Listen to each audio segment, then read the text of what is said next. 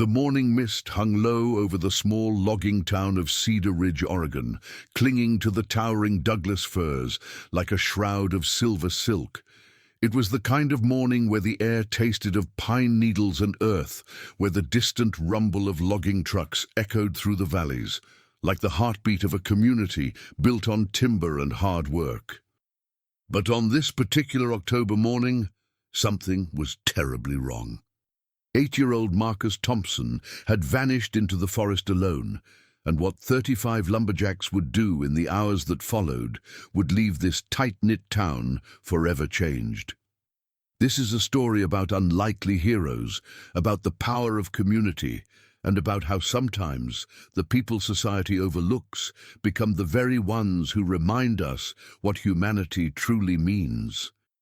Before we continue with this incredible story, if you enjoy heartfelt content like this, please take a moment to hit that subscribe button and give this video a like. Your support helps us bring more stories of hope and humanity to your screen. Now, let's continue. Marcus had been in the foster care system since he was 3 years old.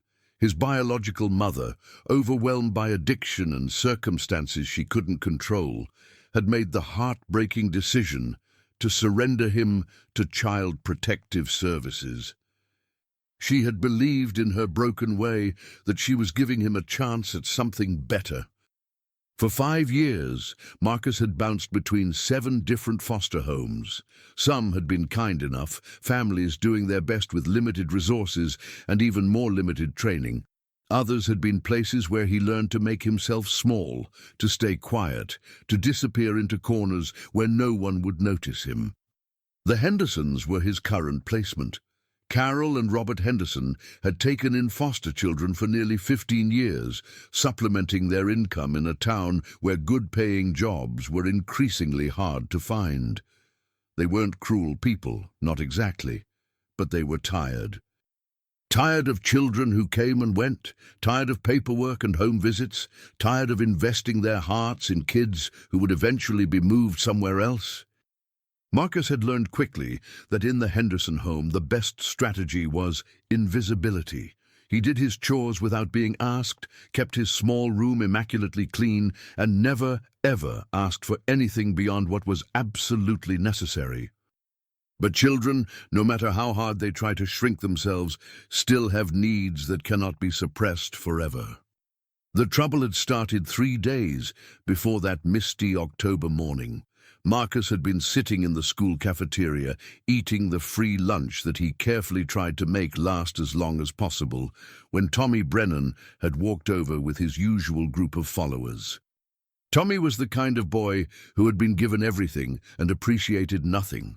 His father owned the largest remaining independent logging operation in Cedar Ridge, and Tommy wore that privilege like a crown. He had new clothes every season, the latest sneakers, and a cruelty that came from never having faced real consequences for anything. "Hey, foster freak," Tommy had said, loud enough for the surrounding tables to hear. "My dad says your real mom was a druggie, says that's why nobody wants you. Is it true you've lived in like 10 different houses because everyone keeps throwing you back?" Marcus had kept his eyes on his food, his small hands gripping the edge of the plastic tray until his knuckles went white. He had learned that responding only made things worse. He had learned that tears were a currency bullies fed on. He had learned to swallow everything down into a hard, cold place deep in his chest. But Tommy hadn't been satisfied with silence. He had reached down and flipped Marcus's tray, sending the meager lunch splattering across the table and onto Marcus's only pair of school pants. "Oops," Tommy had said, grinning. "Guess foster kids can't even hold on to their food, kind of like how they can't hold on to their families." The laughter that followed had burrowed into Marcus like splinters under his skin. That night, Marcus had made the mistake of asking Carol Henderson if he could have new pants. The ones he was wearing had a stain that wouldn't come out, no matter how hard he had scrubbed them in the bathroom sink with hand soap. Carol had looked at him with that expression he had come to know well, the one that said he was a burden, an obligation, a problem to be managed rather than a child to be loved. You have 2 pairs of pants, Marcus. That's what the state provides funds for. If you can't take care of your things, that's not my problem to solve. But Mrs. Henderson, I didn't. Enough. I don't want to hear excuses. Robert and I have our own bills to pay. Do you think money grows on trees? Marcus had nodded, retreating to his small room at the back of the house. He had sat on his narrow bed, looking out the window at the dark silhouette of the forest that rose behind the Henderson property like a wall of shadows. The trees had seemed to whisper to him in the wind, and for the first time in his young life, Marcus had thought about running. The idea had taken root over the following days, growing stronger each time Tommy found new ways to humiliate him, each time Carol sighed when he entered a room, each time Robert looked through him as if he were made of glass. Marcus had started to believe what everyone seemed to be telling him, in words and in silence, that he was unwanted, that he was a burden, that the world would be better off if he simply disappeared. The morning of October 15th had been colder than usual. Marcus had woken before dawn, his breath visible in the unheated back room. He had lain there for a long time, listening to the sounds of the Henderson house coming to life. Robert's heavy footsteps in the hall, Carol's voice complaining about something, the rush of water through old pipes. He had made his decision. Marcus had dressed quietly, putting on both pairs of pants for warmth and his thin jacket that had already been too small when he received it. He had taken his backpack, the same one he had carried through 7 foster homes, and packed it with the only things that were truly his. A photograph of his mother that a social worker had given him years ago, a small stuffed bear missing one eye that he had named Button, and a notebook filled with stories he had written in the margins of his homework. Marcus had crept down the stairs while the Hendersons were arguing in the kitchen about something unrelated to him. He had slipped out the back door, crossed the overgrown yard, and disappeared into the tree line before the sun had fully risen. The forest had swallowed him whole. What Marcus didn't know, couldn't know, was that his disappearance would set in motion a series of events that would test the very soul of Cedar Ridge and reveal heroes in the most unexpected of places. Carol Henderson didn't notice Marcus was gone until nearly 10 in the morning when the school called to report his absence. At first, she had assumed he was hiding somewhere in the house, avoiding school for some reason. She had searched the rooms with growing irritation, calling his name with the sharp edge of someone whose patience had long since run out. It was Robert who found the back door unlocked, who noticed the small footprints in the frost-covered grass leading toward the forest. For the first time in years, something like genuine concern crossed his weathered face. "Carol!" he had called out, his voice carrying a weight his wife hadn't heard in a long time. I think the boy ran off into the woods. The next hour was a blur of phone calls. Carol called social services to cover herself legally. Robert called the county sheriff's office. By 11 in the morning, a small cluster of official vehicles was parked in the Hendersons' driveway, and the reality of the situation was becoming terrifyingly clear. An 8-year-old boy had fled into thousands of acres of dense Pacific Northwest forest, with nothing but a thin jacket and whatever he had managed to pack. The temperature had been hovering in the low 40s that morning and was expected to drop significantly overnight. Rain was forecast for the evening. Sheriff Daniel Reeves was a man who had seen plenty in his 30 years of law enforcement in rural Oregon. He had handled bar fights and domestic disputes, drug operations and tragic accidents on logging roads. But something about this case hit him differently from the moment he arrived. Maybe it was the way Carol Henderson seemed more concerned about the paperwork than the child. Maybe it was the sight of that small, cold room at the back of the house where Marcus had slept. Maybe it was the single photograph on the nightstand, a faded image of a young woman holding a baby, the only personal item in an otherwise bare space. Sheriff Reeves had a daughter the same age as Marcus, As he stood in that sparse room, he felt something tighten in his chest that he couldn't quite name. "We need to organize a search party," he said to his deputy, his voice brooking no argument, "and we need to do it now." The town of Cedar Ridge had a population of just over 2,000 people. In its heyday, during the logging boom of the 60s and 70s, it had been nearly twice that size. Now it was a community of survivors, people who had stayed when others left, who had adapted when the industry changed, who had found ways to make ends meet when the big companies pulled out. The Brennan Logging Company was one of the last major employers in the area. Frank Brennan had inherited the business from his father and had managed to keep it running through a combination of shrewd business decisions and an iron grip on his workforce. He was not a beloved man, but he was respected in the way that people respect those who sign their paychecks. His son Tommy was another matter entirely. When word spread about the missing foster child, the initial response was mixed. Some people immediately volunteered to help with the search. Others hesitated, remembering that this was the boy who had been living with the Hendersons, that strange, quiet child who always seemed to be looking at something no one else could see. But then something unexpected happened. Big Jim Carver, the foreman at Brennan Logging, heard about the missing boy during the mid-morning break. He was a massive man, standing 6'4" with hands like dinner plates, a full beard that had gone grey at the edges, and a voice that could carry across a clear-cut mountainside. He had worked in the logging industry for 35 years, had raised 4 children of his own, and had buried a wife 2 years ago after a battle with cancer that had nearly broken him.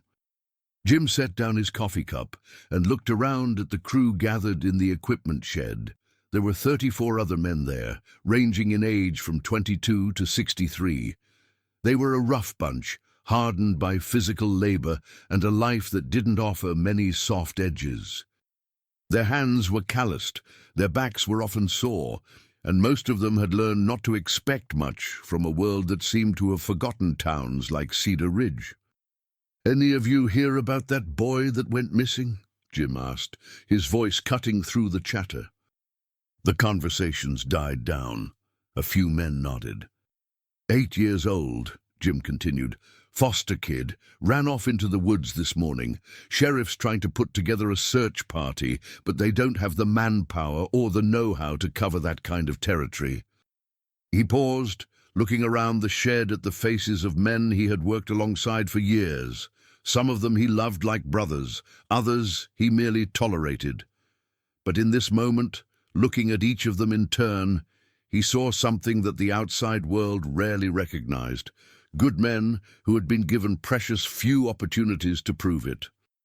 "I don't know this boy," Jim said. "Don't know his story beyond what everyone's saying, that he's a foster kid who's been bounced around, that he's quiet and keeps to himself. But I know these woods. We all do. And I know that if that child spends a night out there alone, especially with rain coming, there's a real good chance we're not looking for a rescue anymore. We're looking for a recovery." He let those words hang in the air. "Now, I'm not going to tell any of you what to do. You've all got jobs to do, families to feed, and Frank Brennan isn't exactly known for his understanding nature when it comes to lost work hours. But I'm going to help with that search. And I'm going to do it whether I have company or not." Jim stood up and grabbed his jacket from the hook by the door.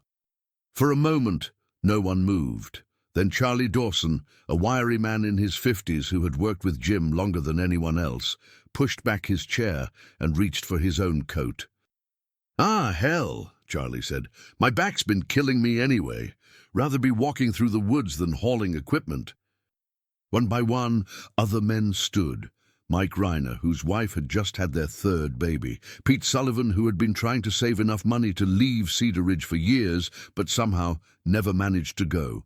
Young Danny Ortiz, barely 23, who had taken the logging job to pay off his mother's medical debts. They all rose, reached for their jackets and gear, and fell in behind Big Jim Carver. Within 10 minutes, all 35 members of the Brennan Logging Company's day crew had made their decision. They walked out of that equipment shed together and drove their trucks down the mountain toward town, leaving several $100,000 worth of machinery sitting idle. None of them knew that this decision would change everything. Frank Brennan was in his office when he heard about the work stoppage. He came out of the trailer that served as company headquarters like a man on fire, his face red with rage, his voice carrying across the yard.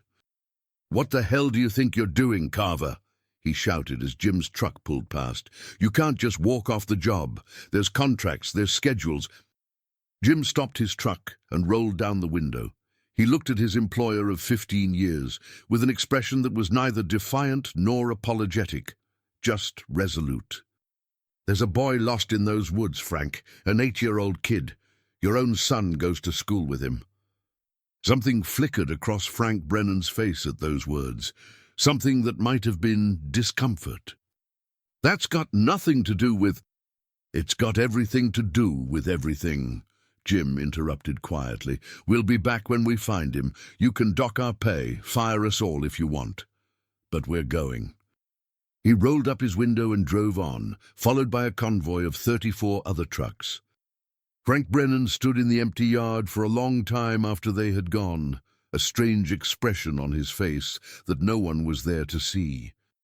The Search Command Center had been set up in the parking lot of Cedar Ridge Community Church, the only space in town large enough to accommodate the growing number of volunteers. When the convoy of logging trucks arrived, Sheriff Reeves felt something loosen in his chest, a knot of fear he hadn't even realized he'd been carrying. He approached Big Jim Carver as the massive man climbed out of his vehicle. "Jim, I didn't expect—" "Save it, Danny," Jim said, using the sheriff's first name with the familiarity of someone who had known him since childhood. "Just tell us where you need us." The sheriff spread a topographical map across the hood of his cruiser, pointing out the areas that needed to be covered. The forest behind the Henderson property stretched for miles, a maze of old-growth timber, ravines, seasonal streams, and terrain that could be treacherous even for experienced outdoorsmen. "We've got state search and rescue coming, but they won't be here until late afternoon," Sheriff Reeves explained. "By then, we need to have as much ground covered as possible. The boy's been out there for at least 6 hours already." Jim nodded, studying the map with the practiced eye of someone who had spent his life in these woods. He began dividing his men into teams, pairing the more experienced woodsmen with the younger workers, assigning each group a sector to cover. "We call out every 5 minutes," Jim instructed. "We move slow and thorough, check every hollow, every fallen log, anywhere a scared kid might hide. And for God's sake, if you find him, don't scare him more than he already is. Approach slow. Keep your voice gentle. This boy's been through enough." The men dispersed into the forest, their orange safety vests visible through the trees like small flames, flickering in the green darkness. Their calls echoed through the woods. "Marcus! Marcus! Can you hear me?" A chorus of rough voices made gentle by purpose. As the afternoon wore on, the clouds that had been threatening all day began to gather in earnest. The temperature dropped another 5 degrees. The wind picked up, carrying with it the smell of coming rain. In town, word had spread about what the loggers had done. People who had been on the fence about joining the search began showing up at the church. Shop owners closed their stores. Teachers who had finished their school day drove straight to the command center. Even some of the high school students came, including notably Tommy Brennan. Tommy had been in class when the announcement came over the PA system, asking for any information about Marcus Thompson's whereabouts. He had sat at his desk, a strange churning in his stomach that he couldn't quite identify. He had spent years tormenting that kid, making fun of his clothes, his situation, the fact that nobody wanted him. It had been easy, even fun in a cruel way. Marcus never fought back, never told anyone. He just took it, with those big brown eyes that sometimes seemed to look right through Tommy to something on the other side. Now that kid was lost in the forest, and Tommy couldn't stop thinking about the last thing he had said to him.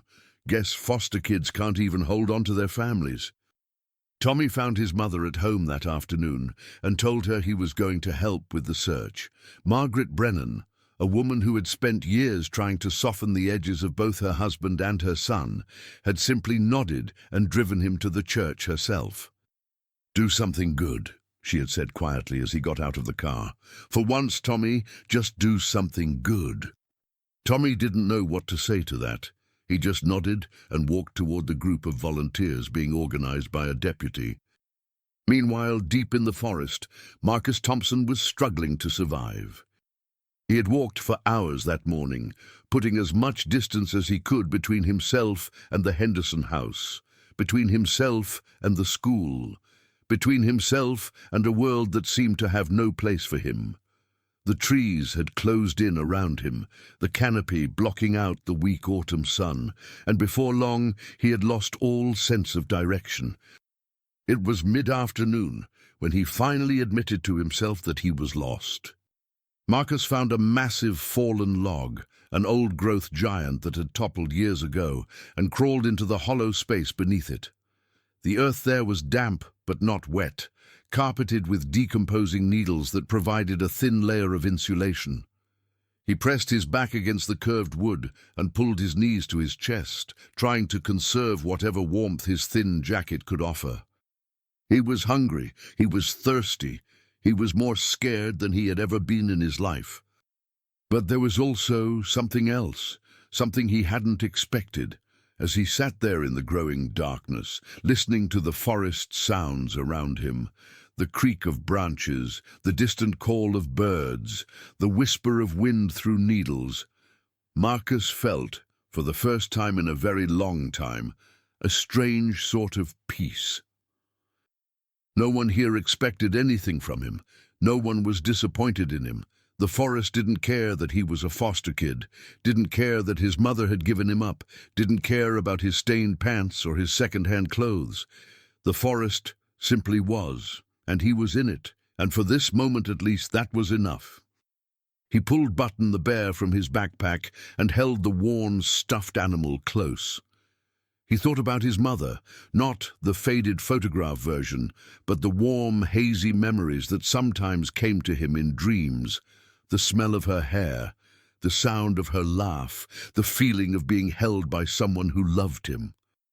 Marcus didn't cry. He had learned long ago that crying didn't help anything, but he held Button tight and whispered a prayer to anyone who might be listening, anyone who might care about one small boy lost in a very big forest. "Please," he whispered, "please don't let me disappear." By 5 o'clock, the first drops of rain began to fall. The search teams pushed on, their calls growing more urgent as daylight began to fade. Big Jim Carver had been on his feet for hours, his legs aching, his voice growing hoarse, but he refused to stop. He couldn't stop. Every time he considered taking a break, he thought about that small room at the back of the Henderson house, about the single photograph on the nightstand, about what it meant to be a child who had been passed from hand to hand like an unwanted package.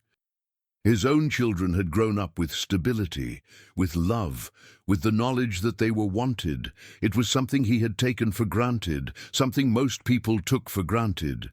But not every child got that. Not Marcus Thompson. Jim stopped to take a drink from his canteen and wiped the rain from his face. Charlie Dawson appeared at his elbow, his own face lined with exhaustion and something that looked like doubt. "Jim, it's getting dark. Some of the boys are worried about continuing in the rain. If someone gets hurt out here—" "Then we'll deal with it," Jim interrupted. "But we're not leaving that boy out here alone." "I'm not saying we give up. I'm saying maybe we should consolidate, focus on the most likely areas." "Charlie!" Jim turned to face his old friend, and there was something in his eyes that made Charlie fall silent. "When I was 16 years old, I got lost in these woods during a hunting trip. Spent the night out here alone, scared out of my mind, certain I was going to die. It was the longest night of my life, but I was 16. I had a rifle, proper gear, and I knew these woods well enough to stay somewhat oriented. That boy is 8. He's got nothing but the clothes on his back and whatever he could fit in a school backpack. And from what I've heard, he's been made to feel his whole life like he doesn't matter." Jim's voice cracked slightly, and he paused to collect himself. "We're going to find that boy," he continued, "and we're going to show him that he does matter, that people care, that the world isn't just the cold, hard place it's been showing him so far. So no, we're not consolidating. We're not giving up. We're pushing on until we find him, or until we physically can't continue anymore. Is that clear?" Charlie looked at his friend for a long moment, then nodded slowly. "Clear as day, Jim, clear as day." As darkness fell over Cedar Ridge, the search took on a different quality. Flashlights and headlamps cut through the rain, creating cones of light that swept across the underbrush. The calls for Marcus continued, echoing through the wet forest like a chorus of hope. In town, the community had mobilized in other ways.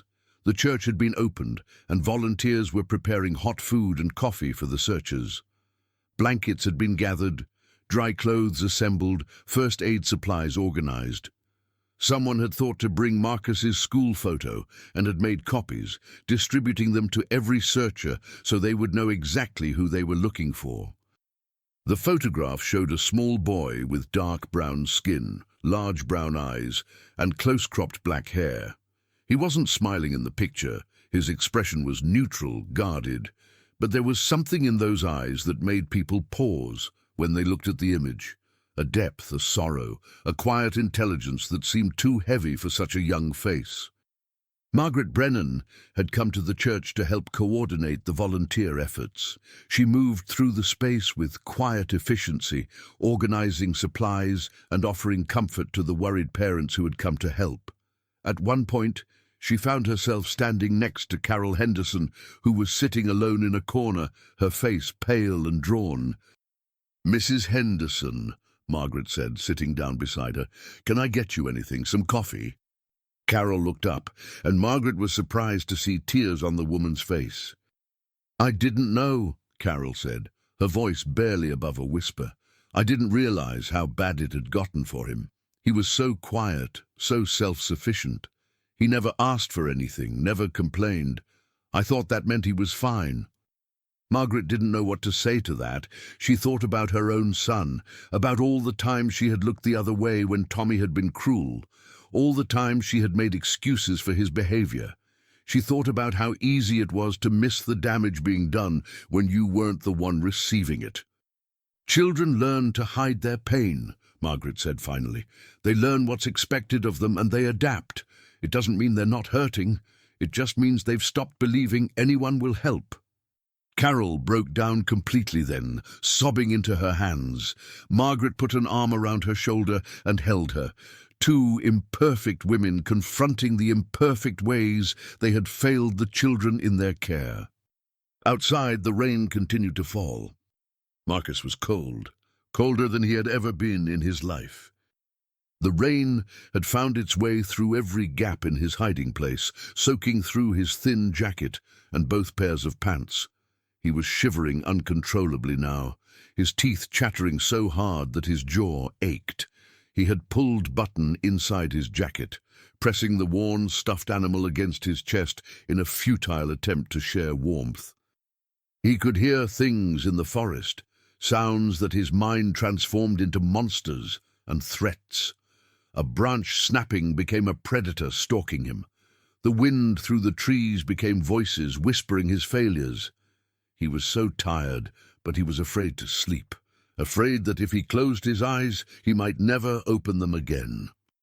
And yet, somewhere beneath the fear and the cold and the exhaustion, there was still that small flame of peace he had found earlier.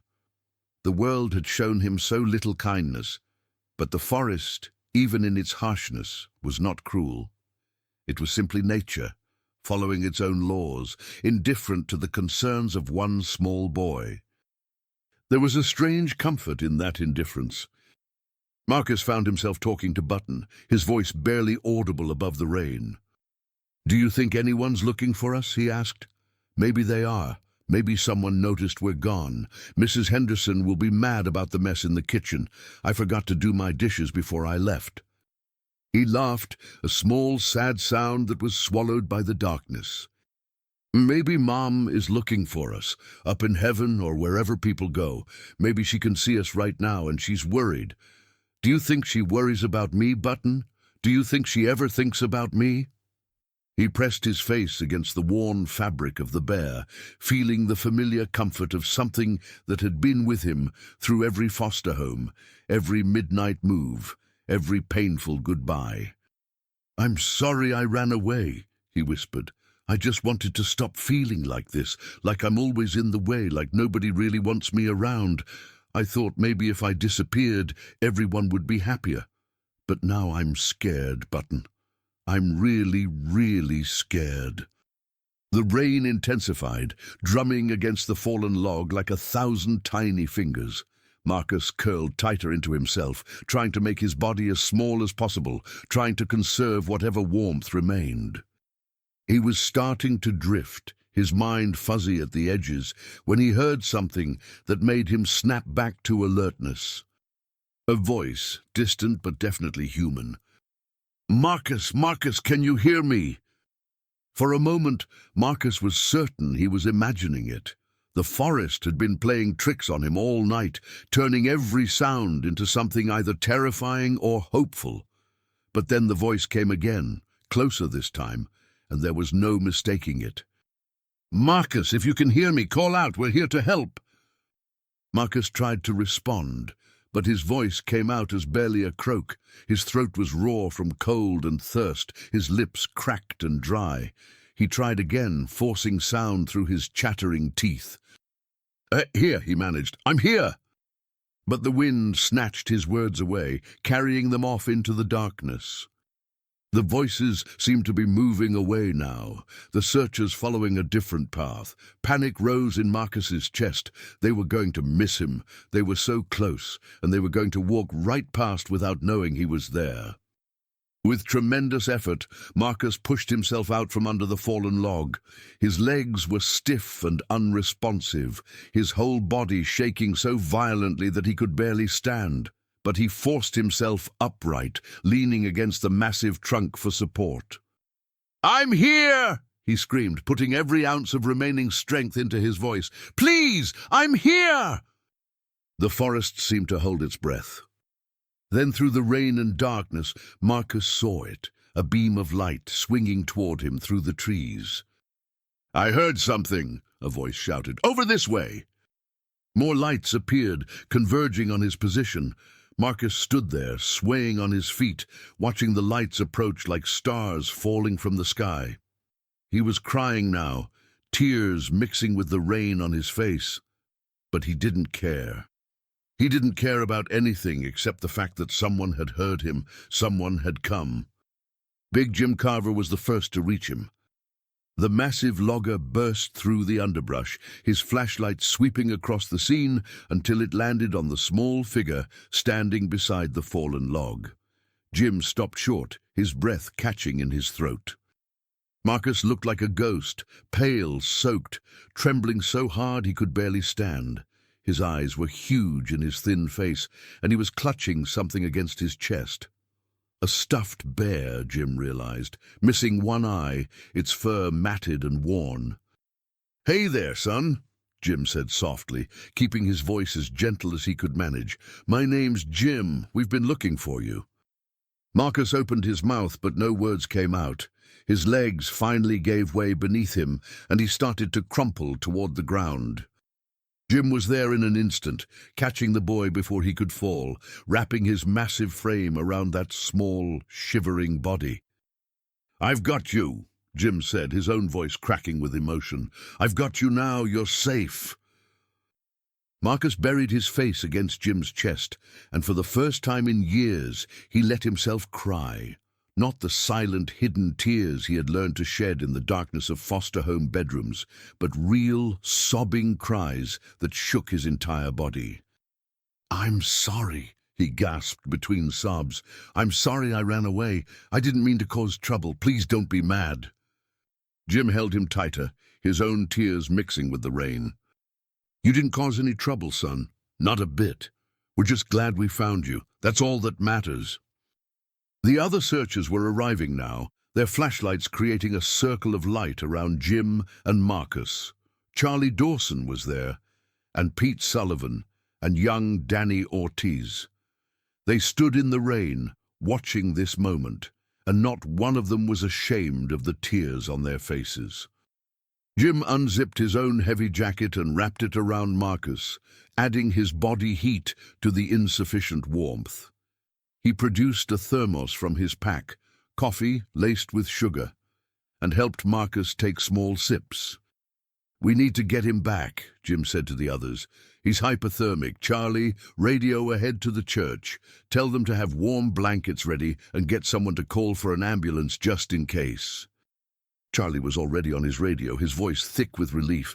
"Base, this is Search Team Alpha. We found him. Repeat, we found him. He's alive." The response that came back was nearly drowned out by cheering. The journey back to civilization was slow and careful.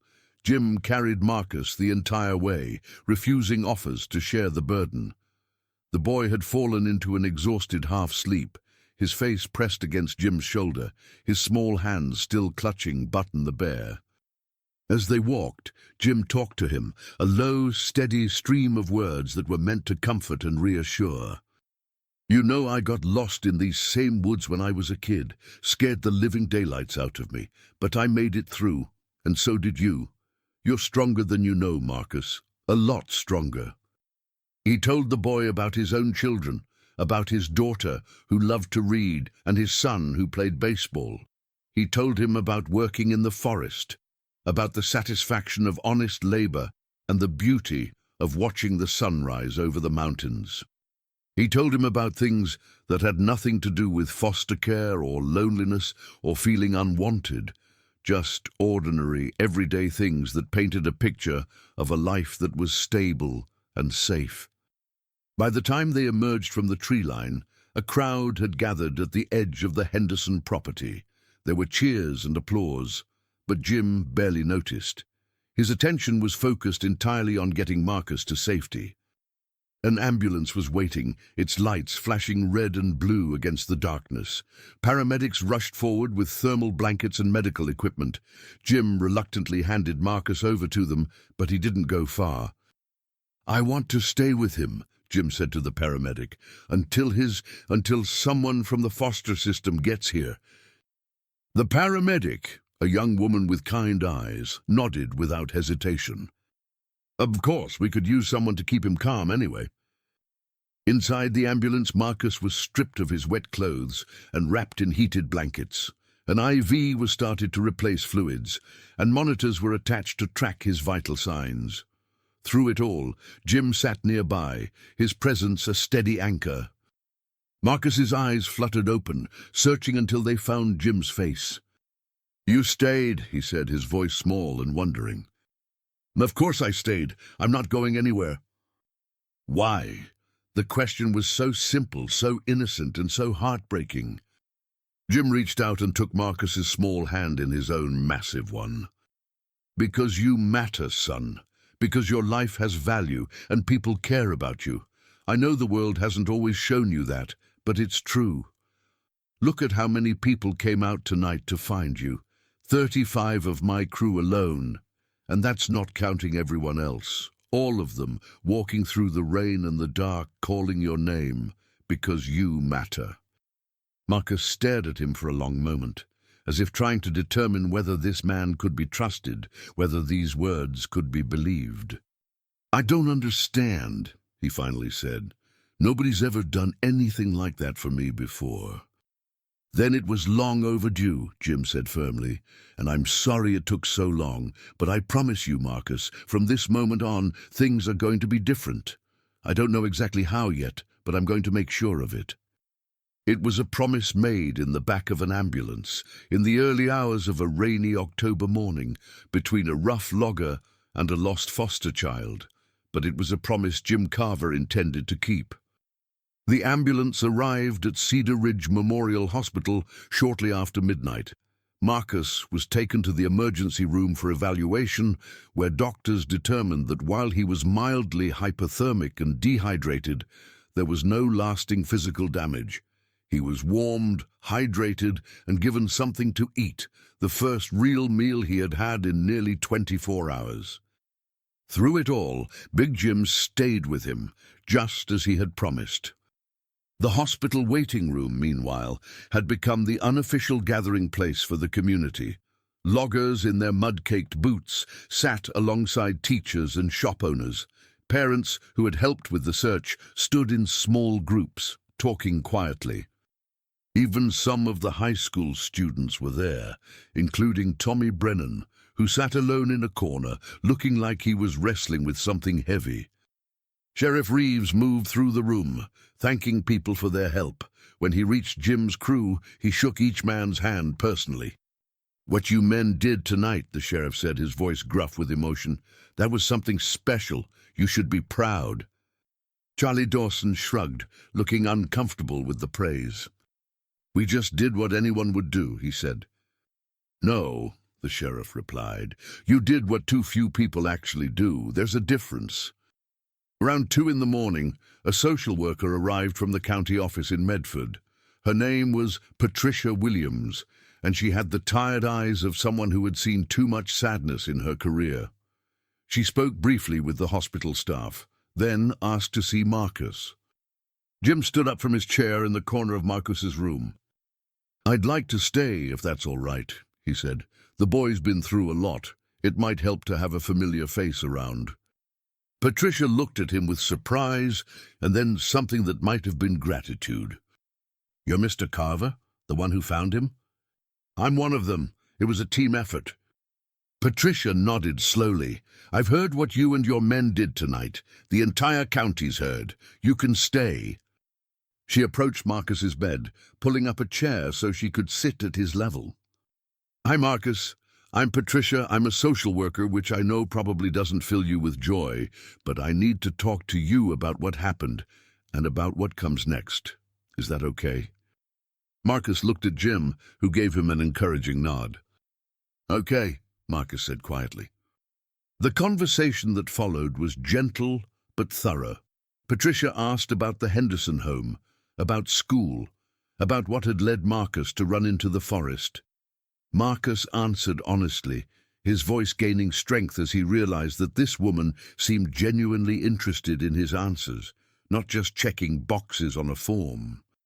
When he told her about Tommy Brennan's bullying, about the stained pants, about Carol Henderson's response to his request for help, Patricia's expression remained neutral, but Jim saw her jaw tighten almost imperceptibly.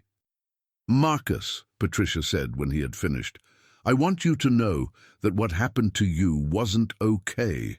The way you were treated at school, at the Henderson home, none of that was your fault. You deserved better, and the adults in your life failed you. I'm sorry for that." Marcus's eyes widened. In all his years in the system, no one had ever apologized to him before. "What happens now?" he asked. Patricia sighed. "Well, we need to find you a new placement. The Henderson home is no longer an appropriate option.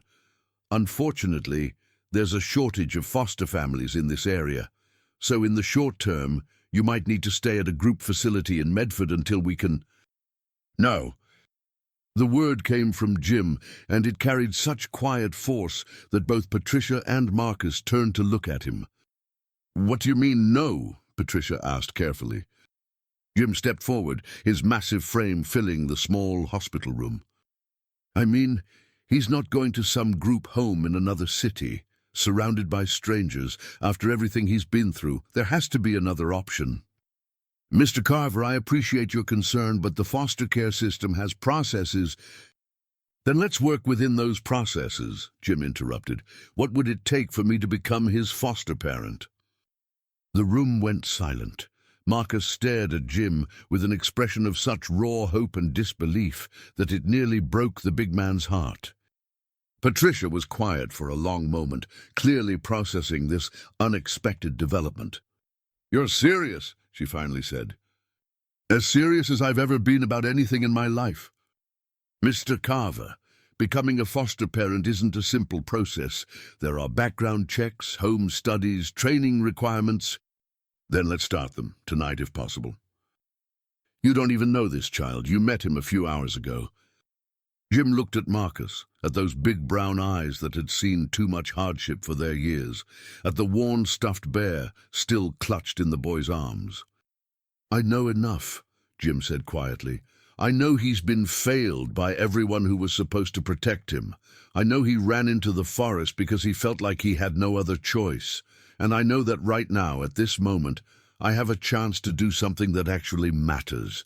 If you tell me I can't foster him, fine, but I'm not walking away from this boy. Whatever role I can play in his life, I want to play it. Patricia studied him for a long time, her experienced eyes seeing things that others might miss. She saw a man who was rough around the edges, but genuine in his conviction. She saw someone who had known loss. There was something in his eyes that spoke of grief, but who had come through it without becoming bitter. She saw, perhaps most importantly, someone who was willing to fight for a child he had only just met. There's an emergency placement provision, she said slowly. In situations where a child is at immediate risk and a suitable temporary guardian is available, we can expedite certain aspects of the process. It would still require a preliminary background check and a home visit, but if everything checks out, we could potentially place Marcus with you within 48 hours. Do it, Jim said without hesitation. Patricia turned to Marcus. What do you think about all this, sweetheart? This is ultimately your decision, too. Marcus looked at Jim, really looked at him, taking in the weathered face, the kind eyes, the massive hands that had carried him so gently through the forest. You really want me? Marcus asked, his voice barely above a whisper. Even though you just met me? Even though you're what? Jim asked softly. Marcus swallowed hard. Even though I'm difficult to place, that's what they say about me, difficult to place. Jim crossed the room and knelt beside Marcus's bed so they were at eye level. Marcus, listen to me carefully. You are not difficult. You are a child who has been through more hard times than most adults ever face, and you've survived with your heart intact. That's not difficult. That's remarkable. That's brave. And if you'll have me, I'd be honored to be part of your life. Marcus's lower lip trembled. What if you change your mind? What if you decide you don't want me either? I'm not going to lie to you and pretend I have all the answers, Jim said honestly. I've never been a foster parent before. I'll probably make mistakes, but I can promise you this. I don't give up on things that matter, and you matter. So whatever comes, we'll figure it out together. Deal? Marcus looked at him for a long moment. Then, slowly, he extended his small hand. Deal, he whispered. Jim took the offered hand and shook it gently, and something passed between them in that moment, a connection forged in crisis and sealed with a promise. Patricia Williams watched this exchange with tears in her eyes that she quickly blinked away. She had been doing this job for 17 years, and moments like this, genuine moments of grace and humanity, were rare, but they were also the reason she kept going. All right, she said, her voice slightly unsteady, let's make this happen. The next 48 hours were a whirlwind of activity. Jim's background check came back clean, not surprising for a man whose only brush with the law had been a speeding ticket 15 years ago. His home, a modest 3-bedroom house on the outskirts of Cedar Ridge, was examined by a social worker who noted its cleanliness, its warmth, and the way family photographs covered nearly every wall. You were married? The social worker asked, noting a wedding photo on the mantel. 32 years, Jim replied. Lost her to cancer 2 years back. I'm sorry. Thank you. She was the best person I ever knew. She would have loved this, taking in a child who needed help. It was always something she wanted to do, but we never got around to it. Life got in the way. Well, the social worker said, making a note on her clipboard. "It seems like you're getting around to it now." Meanwhile, the town of Cedar Ridge was buzzing with news about what had happened. The story of the foster child who had run into the forest and the 35 loggers who had walked off their jobs to find him had spread far beyond the county lines. A reporter from the Medford Mail Tribune had picked it up, and then a station in Portland, and before long, news trucks were appearing on the outskirts of town. Jim refused all interview requests. "This isn't about publicity," he told one persistent reporter. "This is about a boy who deserves a chance at a normal life. He doesn't need cameras in his face." But the attention, unwanted as it was, had unexpected benefits.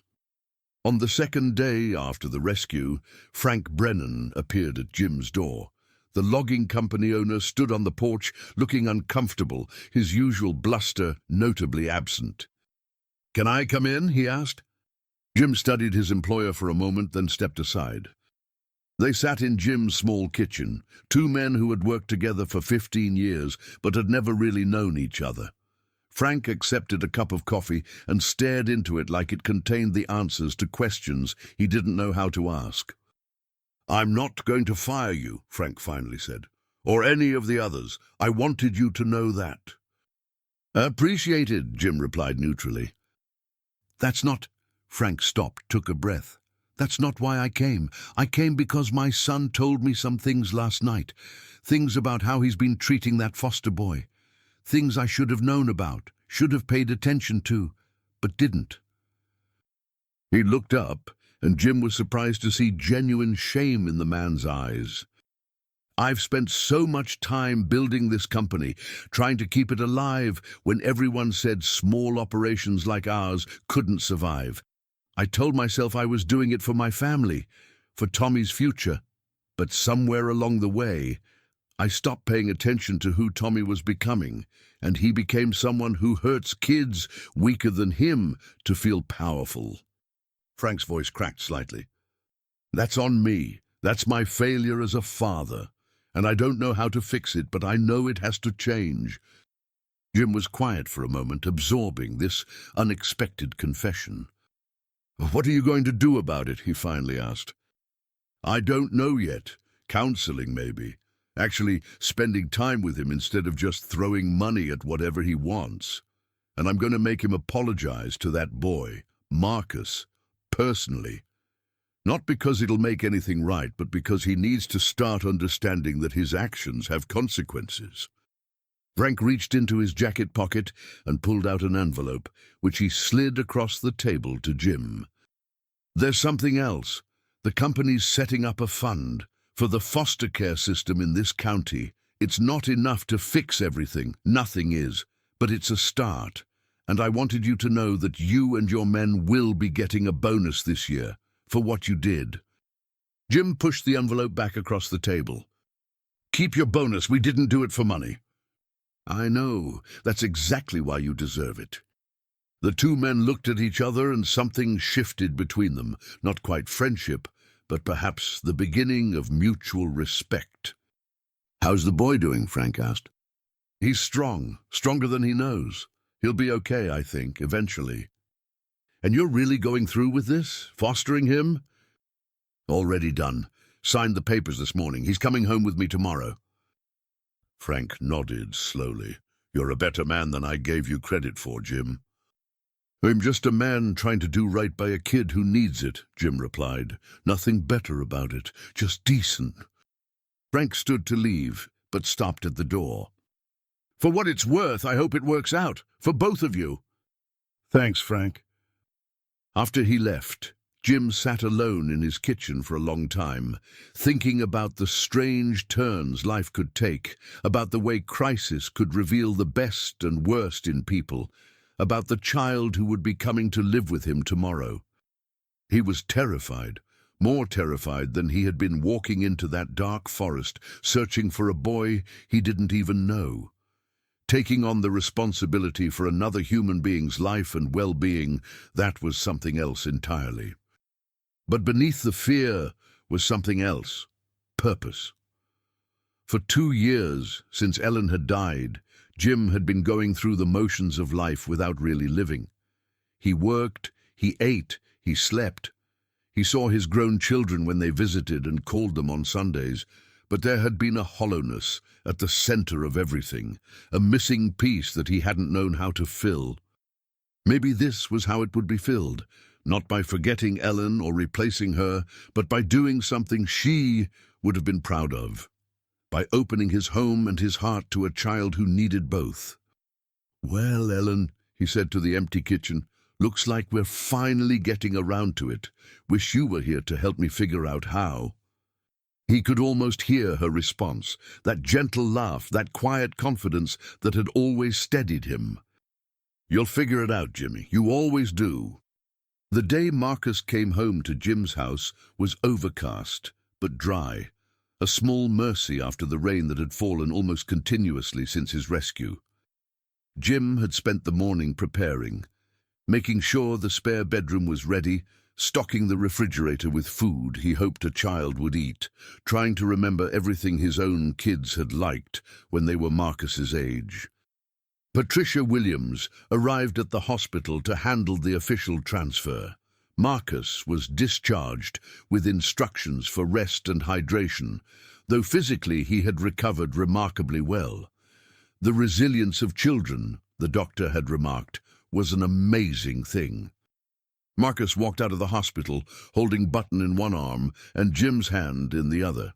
He was wearing new clothes, donations that had poured in from the community, and his eyes were wide as he took in the small crowd that had gathered outside.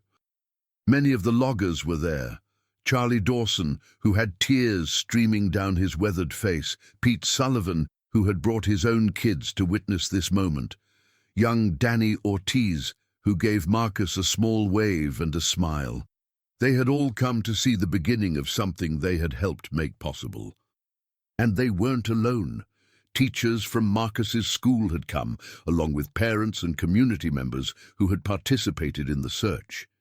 Even some of the shop owners who had closed their stores that night were there, standing in quiet solidarity. Marcus pressed closer to Jim, overwhelmed by the attention. "It's okay," Jim said softly. "They're not here to stare at you. They're here because they care about you. They want to see that you're all right." "All these people care about me?" Marcus asked, disbelief coloring his voice. "All these people and more. You'd be amazed how many lives you touched just by surviving." They made their way to Jim's truck, accepting handshakes and well wishes along the way.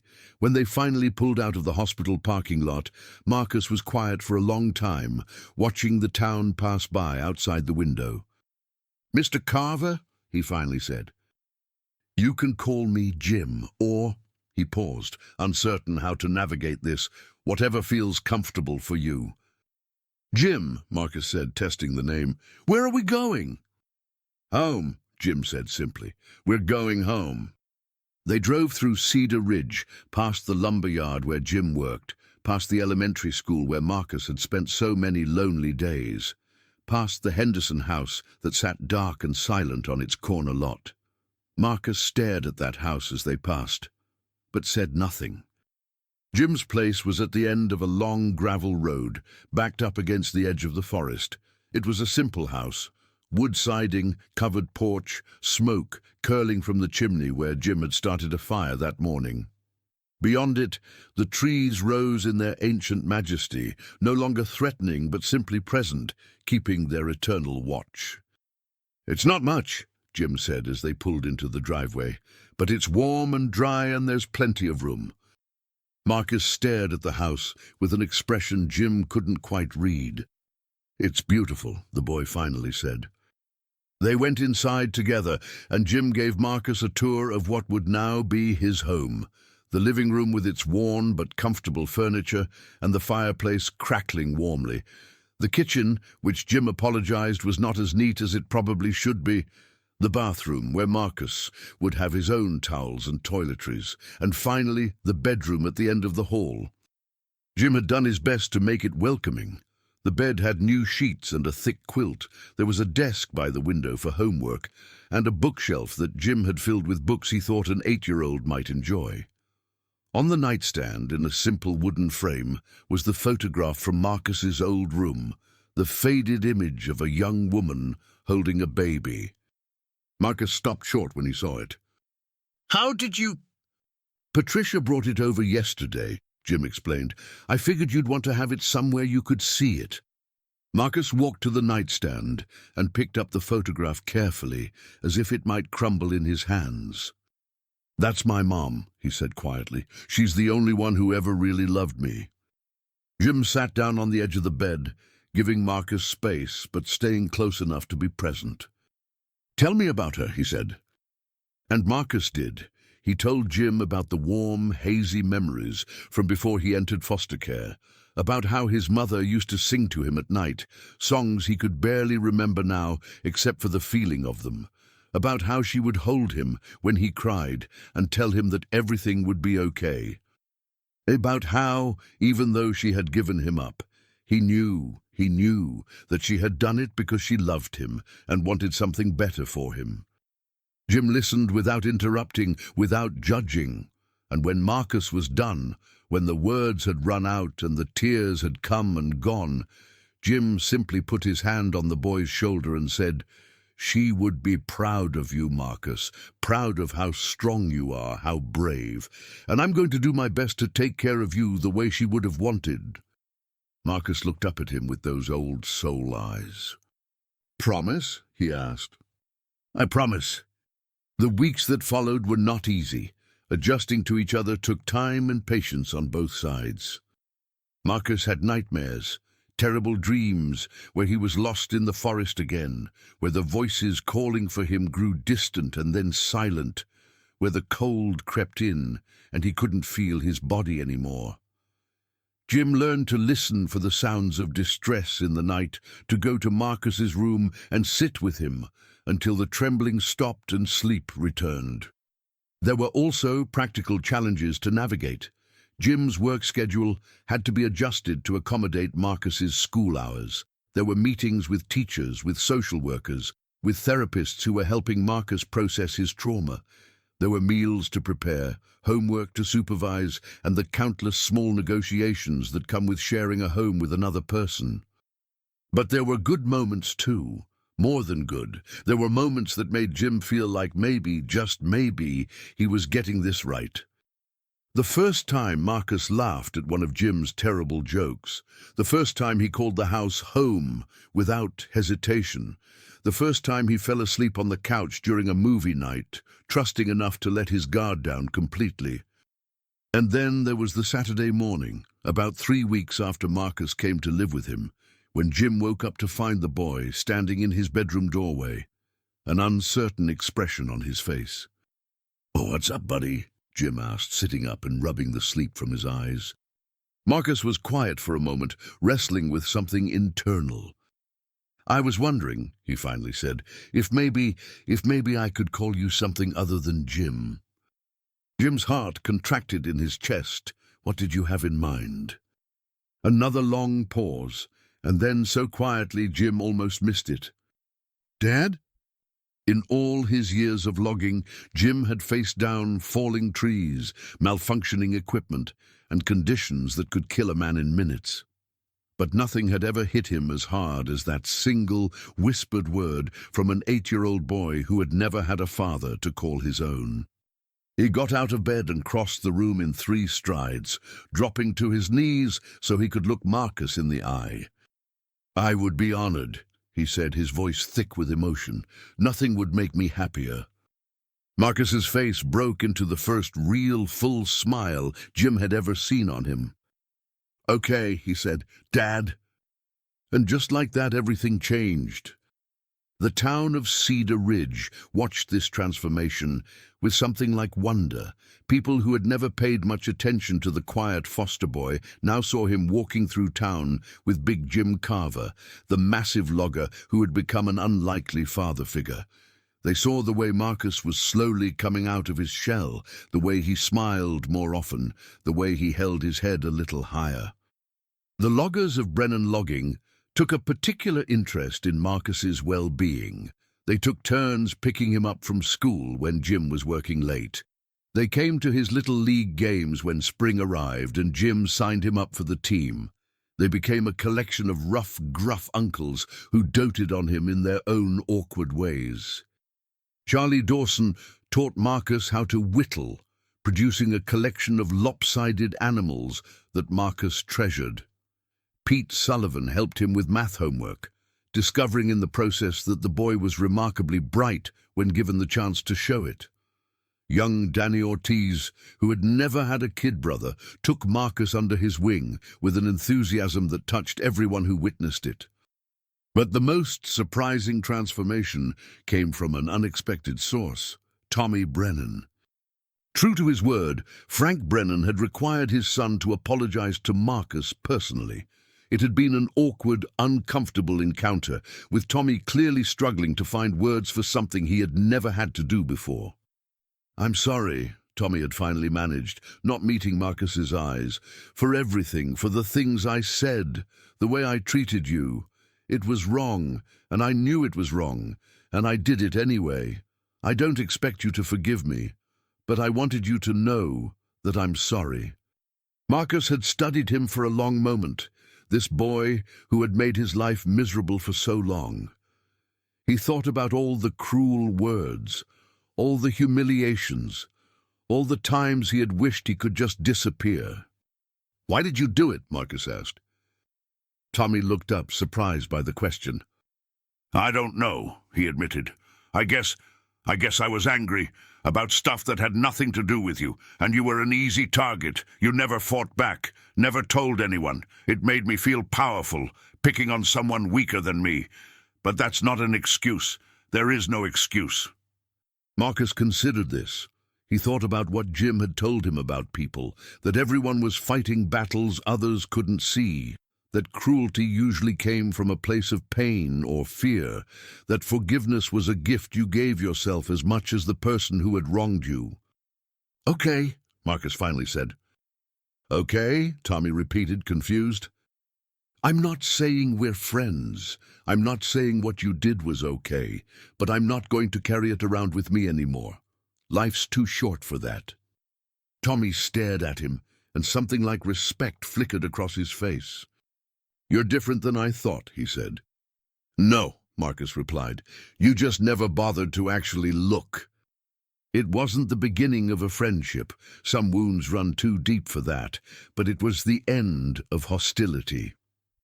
Tommy, under his father's watchful eye and with the help of a family counselor, began the long process of becoming a different kind of person.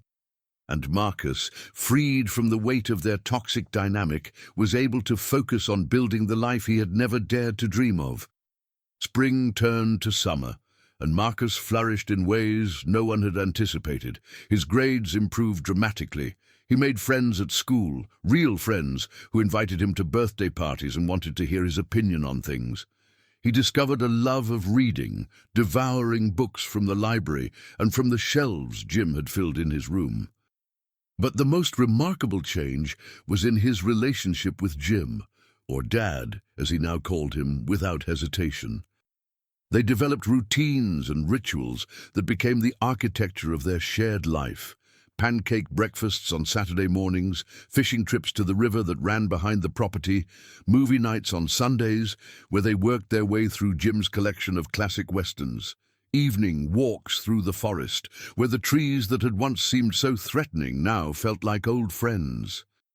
One evening in July, as they sat on the back porch watching the sun set behind the mountains, Marcus asked the question that had been sitting in his heart for months.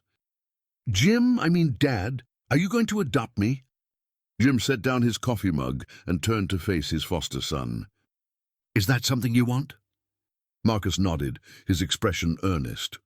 "I know I've only been here a little while, and I know the adoption process is complicated, but I was just wondering if you'd thought about it." Jim reached over and took Marcus's hand. "Marcus, I've thought about almost nothing else for the past 3 months. I've been working with Patricia and a lawyer to get the process started. If everything goes well, we could finalize by Christmas. Marcus's eyes went wide. Really? Really? I was going to tell you soon, but I wanted to make sure everything was on track first. I didn't want to get your hopes up and then have something fall through.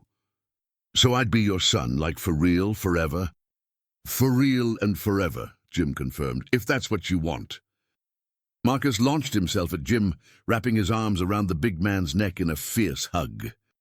It's what I want, he said, his voice muffled against Jim's shoulder. It's all I've ever wanted. They stayed like that for a long time, father and son, as the sun painted the sky in shades of orange and gold. The adoption was finalized on December 22nd, 3 days before Christmas. The courthouse in Medford was usually a place of tense proceedings and legal battles, but on that winter morning it was filled with a different energy entirely. The courtroom was packed with people who had come to witness this moment. The loggers from Brennan Logging, teachers from Marcus's school, Patricia Williams and the other social workers who had guided this journey, and members of the Cedar Ridge community who had become invested in this story. Marcus wore a new suit that Jim had bought for the occasion. He looked uncomfortable in it. He was much more at home in jeans and boots now, but he understood the importance of the day and bore it with good grace. Jim wore his own suit, pulled from the back of his closet where it had hung since Ellen's funeral. It still fit, more or less, and it felt right to wear it for this new beginning. The judge, a silver-haired woman named Patricia Coleman, looked out at the crowded courtroom with an expression of barely contained emotion. In my 23 years on the bench, she said, I have presided over many adoptions. Each one is special, but I must admit, this case has touched me in ways I did not expect. She looked down at Marcus, who was standing beside Jim at the front of the courtroom. Marcus, I've read your file. I know the challenges you've faced, the instability you've endured, the ways in which the system that was supposed to protect you has sometimes let you down. And yet, here you stand, a remarkable young man who has shown more resilience and grace than many adults I've encountered. She turned to Jim. And Mr. Carver, Jim, what you and your colleagues did that night in October, walking into a dark forest in the rain to find a child you had never met, that was an act of extraordinary humanity. But what you've done since then has been even more remarkable. You've opened your home and your heart to a child who desperately needed both. You've shown him what it means to be part of a family. That is a gift beyond measure. Judge Coleman picked up her gavel. It is with great pleasure that I hereby finalize the adoption of Marcus Thompson by James Carver. From this day forward, Marcus will legally be known as Marcus James Carver, with all the rights and responsibilities that entails. The gavel came down, and the courtroom erupted in applause.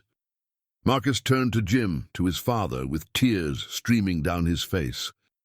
I'm really yours now? He asked. You were always mine, Jim replied, his own eyes wet. This just makes it official. They embraced. And around them, the community that had come together to save one small boy celebrated the beautiful new chapter that had begun. Later that evening, there was a party at the Cedar Ridge Community Church, the same place that had served as the command center for the search, now transformed into a space of celebration. Tables groaned with food that people had brought from all over town. Children ran between the legs of adults, their laughter echoing off the high ceilings. The loggers had set up in one corner, telling increasingly embellished stories about the night of the search. Marcus moved through the crowd with a new confidence, accepting congratulations and hugs with an ease that would have been impossible just months ago. He was still quiet by nature, still thoughtful and observant, but the haunted look that had once lived in his eyes had faded, replaced by something that looked remarkably like happiness. At one point during the evening, Marcus found himself standing next to the large window that looked out onto the forest. The trees were dusted with snow, beautiful in the winter moonlight. He thought about the night he had run into those woods, convinced that disappearing was the only option left to him. He had been so wrong. Patricia Williams appeared at his elbow, a cup of punch in her hand. "Quite a change from a few months ago, isn't it?" she said. Marcus nodded. "I still can't believe it's real sometimes. I keep expecting to wake up and find out it was all a dream." "It's not a dream, Marcus. This is your life now, and I have to say, it's been a privilege to watch it unfold." "Can I ask you something?" Marcus said. "Of course. That night, when Jim said he wanted to foster me, did you think it would actually work out, or did you think he was just caught up in the moment?" Patricia was quiet for a moment, considering the question seriously. "Honestly, I didn't know. I've seen a lot of people make promises in the heat of the moment that they couldn't keep, but there was something about Jim, about the way he looked at you, the conviction in his voice, that made me think this might be different. And I'm glad I trusted that instinct, because look at you now. You're thriving, Marcus. You're becoming the person you were always meant to be." Marcus smiled, a real smile that reached his eyes. "Thank you," he said, "for believing in it, for making it happen." "That's my job," Patricia replied. "But I have to say, this is one of the best outcomes I've ever been part of." Across the room, Jim was deep in conversation with Charlie Dawson and some of the other loggers. He caught Marcus's eye and raised his cup in a small salute, a gesture of connection across the crowded space. Marcus raised his own cup in return. Later that night, after the party had wound down and they had driven home through the snow-covered streets, Marcus and Jim sat together in front of the fireplace. The house was quiet, peaceful. Outside, the forest stood sentinel in the moonlight. "Dad?" Marcus said. "Yeah, son." "Thank you. For everything, for finding me, for taking me in, for wanting me." Jim put his arm around Marcus and pulled him close. "Thank you for letting me," he said.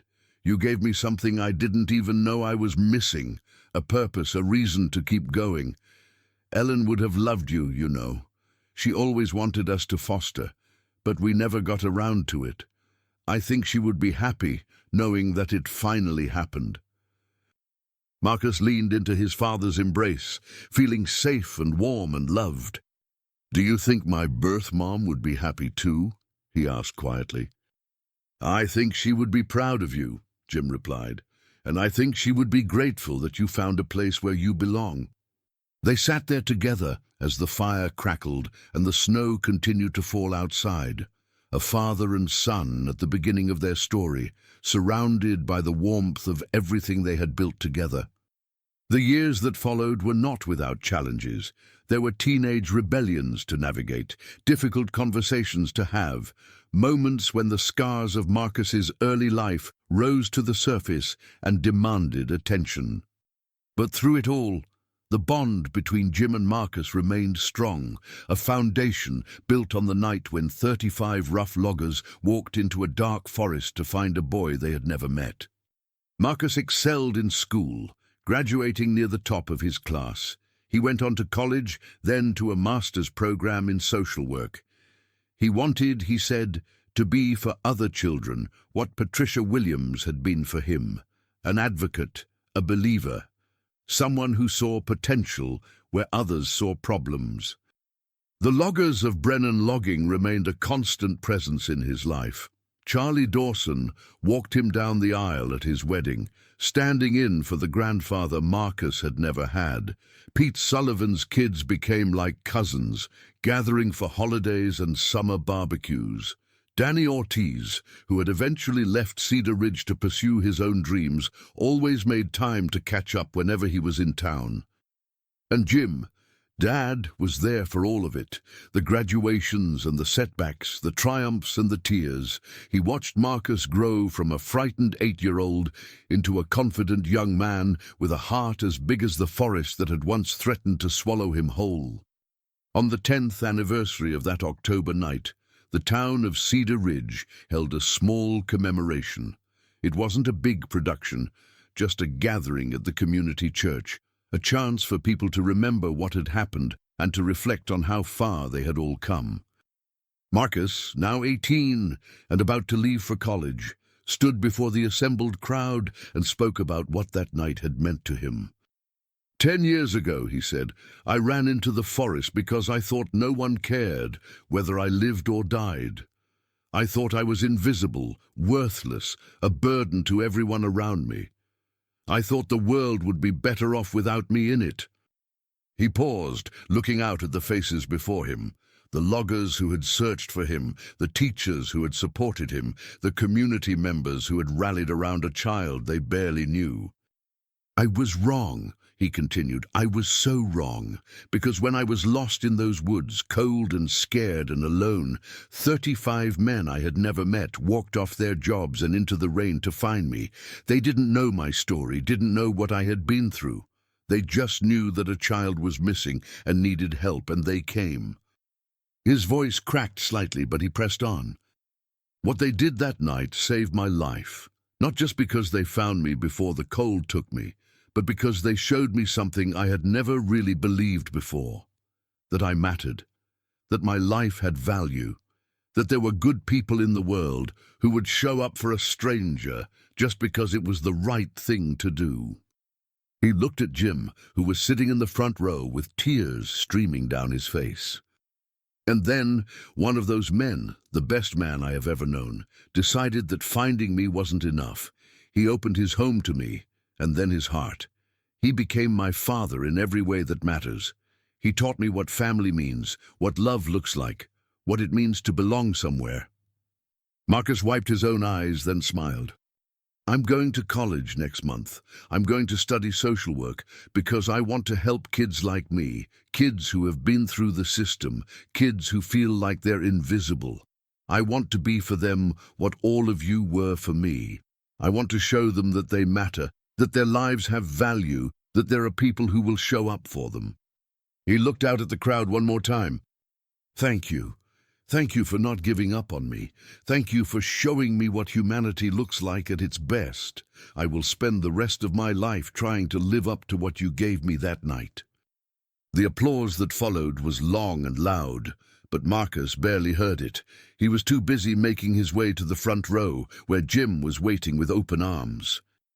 I'm proud of you, son, Jim whispered as they embraced. I know, Dad, Marcus replied. I know.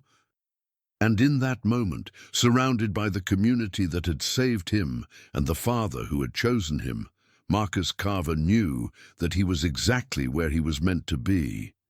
The story of the foster boy and the 35 loggers became something of a legend in Cedar Ridge. It was told and retold, passed down through generations, a reminder of what was possible when ordinary people chose to act with extraordinary compassion. But for Marcus, it was never about the legend. It was about the quiet moments, the pancake breakfasts and the fishing trips, the movie nights and the long walks through the forest. It was about a big man with rough hands and a gentle heart who had decided, against all odds, that a lost boy was worth fighting for. It was about family. Not the family you're born into, but the family you find, the family you choose, the family that chooses you. And it was about hope, the stubborn, persistent hope that even in our darkest moments, even when we feel most alone, there are people who will come looking for us, people who will walk into the rain and the darkness, calling our name until they find us. Because everyone deserves to be found. Everyone deserves to be loved. Everyone matters. Years later, when Marcus had children of his own, 3 of them, all adopted from the foster care system, he would tell them this story. He would tell them about a night when he was lost and afraid, about the men who came to find him, about the father who gave him a home. And he would always end the same way.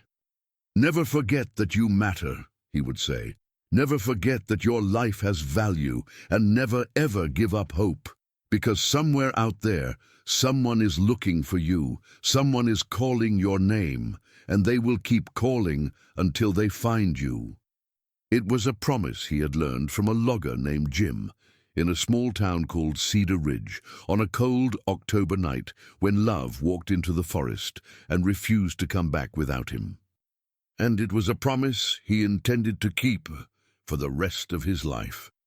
The end of this story is really just a beginning. The beginning of a life that almost wasn't, of a family that shouldn't have been, of a community that discovered what it was capable of when it chose compassion over indifference. The forest behind Cedar Ridge still stands, ancient and eternal. The logging industry has changed, evolved, adapted to new realities. Many of the men who searched for Marcus that night have retired. Some have passed on. But their legacy lives on in the lives they touched, in the boy they saved, in the ripples of kindness that spread outward from one act of collective humanity.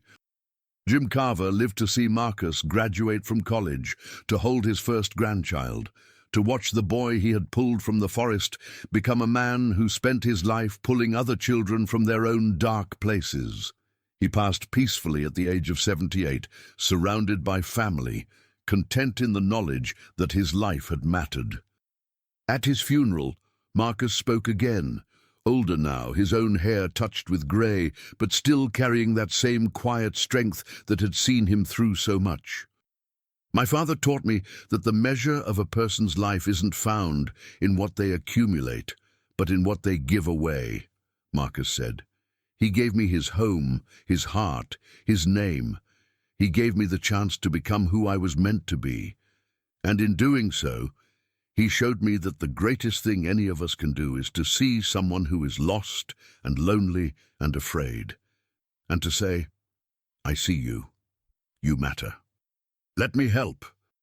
He paused, looking out at the packed church, at the loggers and their children and their grandchildren, at the community that had embraced him and watched him grow, at the family he had built on the foundation of one man's extraordinary love.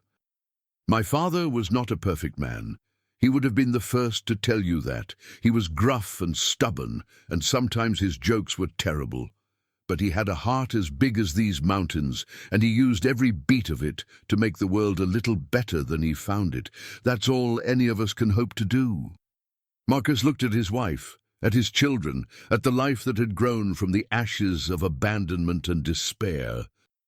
Thank you, Dad, he said. Thank you for finding me. Thank you for keeping me. Thank you for showing me what love looks like. I will carry you with me for the rest of my days, and I will try, every day, to be the man you believed I could be.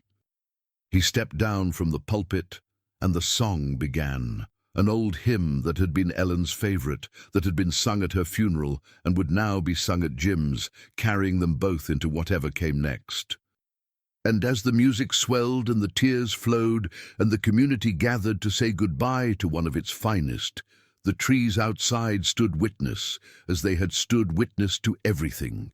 To a lost boy running into the darkness, to 35 men walking after him, to a father and son finding each other in the most unlikely of circumstances. The forest remembers everything, and if you listen closely, on quiet October nights, when the rain falls soft and the mist rises from the earth, you can almost hear the voices still echoing through the trees. Marcus, Marcus, can you hear me? We're here to help. The forest keeps calling, and somewhere someone is always listening. Somewhere someone is always willing to walk into the darkness to bring a lost child home. That is the legacy of Cedar Ridge.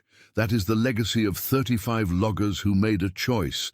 That is the legacy of one small boy who learned against all odds that he was worth saving. And that legacy lives on, rippling outward through time and space, touching lives that will never know its origin, changing futures that have not yet been written. Because that's how love works. It doesn't stay contained. It spreads, it grows, it transforms everything it touches. One act of kindness becomes 2, becomes 10, becomes 1,000. One child saved becomes a family, becomes a community, becomes a movement. One choice to walk into the rain, to open your home, to say, I see you, you matter, can change everything. Everything. So if you're out there tonight feeling lost and alone, feeling like no one would notice if you disappeared, please know this. You matter. Your life has value. And somewhere someone is looking for you. They're calling your name even now. All you have to do is answer. All you have to do is let yourself be found. This has been the story of Marcus Carver and the 35 loggers who saved him. But really, it's a story about all of us, about what we're capable of when we choose to see each other, to help each other, to love each other. It's a story about hope, and it never really ends. It just keeps going and going and going. One act of kindness at a time. One life at a time. One love at a time. Forever. Thank you for being part of this story. Now go out and write your own. The world is waiting. And somewhere out there, someone is lost and afraid and hoping that help is on the way. Be that help. Be the voice in the forest. Be the one who doesn't give up. Because everyone deserves to be found. Everyone, even you, especially you. This is how we change the world, friends. Not with grand gestures or heroic sacrifices, but with small choices, daily kindnesses, the willingness to see and be seen. Jim Carver understood that. The loggers of Cedar Ridge understood that. Marcus Carver carries that understanding forward into every life he touches, every child he helps, every family he builds. And now you understand it too. So go. Go be the difference. Go be the hope. Go be the love that walks into the darkness and refuses to return empty-handed. The forest is waiting. The children are waiting. The future is waiting. And it all starts with you. Right here. Right now. This is how we heal the world. One found child at a time. Thank you for watching and thank you for caring. Until next time, remember, you matter, you are loved, and you are never, ever alone. Take care of yourselves and take care of each other. Goodbye for now, friends. And may your own forests always lead you home.